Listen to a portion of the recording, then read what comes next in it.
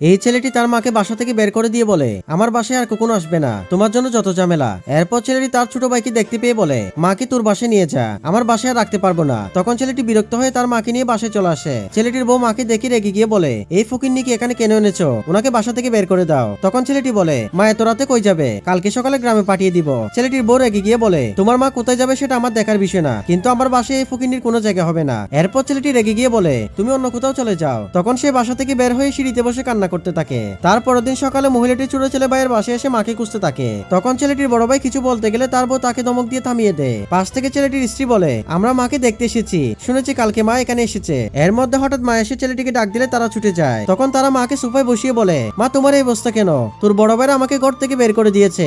এরপর বন্ধুরা কি হয় সেটি দেখার আগে তুমি যদি তোমার মাকে সত্যিকারে ভালোবেসে থাকো, ভিডিওতে একটি লাইক দিয়ে চ্যানেলটি সাবস্ক্রাইব করো এবং কমেন্ট করে জানাও তুমি কোন ক্লাসে পড়ো। এরপর ছোট ছেলে বলে, এই অমানুষদের সাথে তোমার আর থাকতে হবে না,